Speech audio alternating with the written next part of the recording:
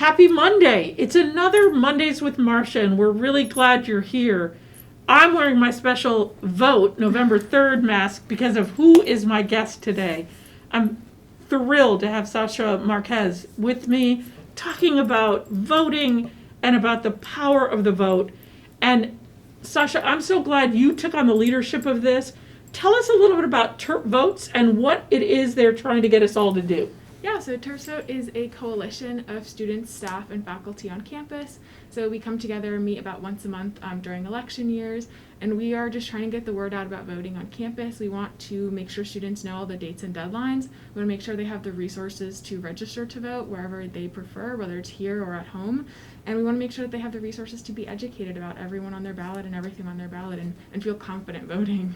So let's talk about some of those deadlines because they're coming up fast. Yes. So the Maryland voter registration deadline is tomorrow, October 13th. And the deadline to request a mail-in ballot is October 20th. So over the summer, it was actually pushed up a little bit to give people more time to mail their ballots back. So definitely two important deadlines. And then, of course, you have to have your ballot postmarked if you're voting by mail by November 3rd. So another really important deadline. Let's imagine I'm from out of state. How do I know when the deadline is in my home state? Yeah, of course. So we actually have this wonderful tool called TurboVote. So it's umd.turbovote.org. Super simple to remember. It's funded by the Student Government Association. And you just go on there, and the first question it asks you is your name. And the second question it says, are you registered to vote? Are you not? Or are you unsure? And through that process, it'll check your voter registration for you, help you register depending on what state you want to register in.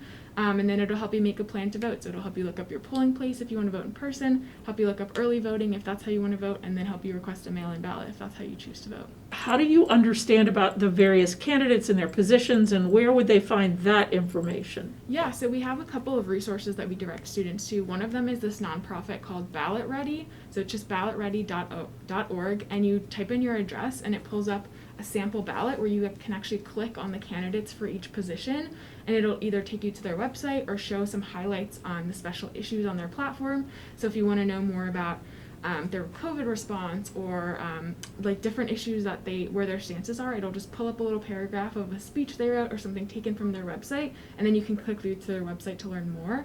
And it populates all candidates on there. So I can look at the presidential comparison versus the senators I'm voting for versus the Board of Education seats that I'm voting for. So it's really comprehensive. And in this era where everyone worries about the fact that positions may be kind of bent by any number of influencers, it's good to do your own research and find that out. Yeah, and that tool is totally nonpartisan. So we trust them, and they're a nonprofit. They do great work, and so we always send students there. And yeah, it's been successful. I think one of the really wonderful things is to take advantage of the opportunity to be a wiser citizen by taking classes in your college or taking in a lecture that may be only a one-shot deal that keeps you really informed or sort of piques your curiosity. Yeah, and I think one thing that's really interesting is we have data on campus that shows that some majors or some fields of study vote at higher rates than others. So BSOS, RQ, journalism, public policy, those schools tend to vote at much higher rates than the College of Engineering or CMNS. But in any field you're in, like who you vote for is going to affect your field somehow. Big like time. Whether you're going into public policy or journalism or into computer science or engineering, like there are so many ways to figure out how, like, who is on your ballot is going to end up affecting your career in the field that you choose. So particularly our friends in science these days with COVID and Yes. you know, the FDA approving drugs and vaccines. Boy, it's right in their field. Yeah. So one of the things that we always think about in the stamp is how do you take it to the next level? And so one of the things we know is in November, everybody's going to be excited. It's a presidential election, and we've got to vote. But there's also ways in which we would say you should do that every time there's an election. There's congressional elections practically every time you turn around. And so getting folks to vote, and we know that our statistics are much higher on a presidential election Yes. than an off year. So we've got to gin people up to vote, not just in 2020, but in 2022 and every other time they get a chance to vote. And at home, when it's local elections for alderman or school board or whatever it is that's piquing your curiosity. Yeah, even here in College Park, there's a local city council election the week after the general election, so November 8th, I believe. And so, yeah, like they're always happening. It's always important to stay informed and stay on top of Absolutely. everything. And for our students who are registered in College Park, you're a big piece of the electorate. So we need to get you out to vote to vote for really sensible governance, whatever that looks like in your mind. So one last question for you.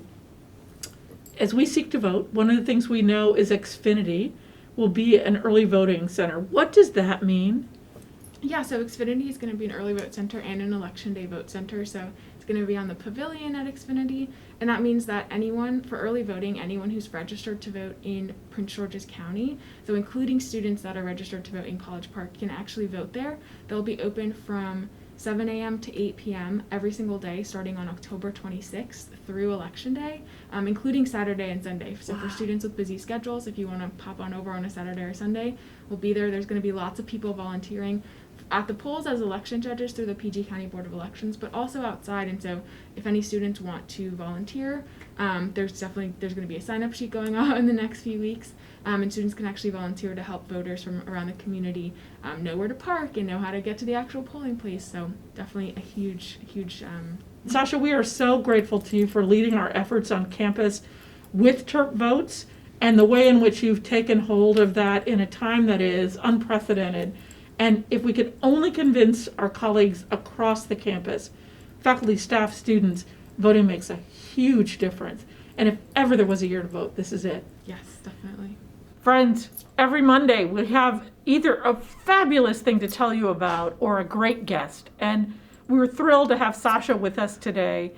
It is time to think about voting and how to get engaged. But that isn't true of just national and community elections. It's also true on campus.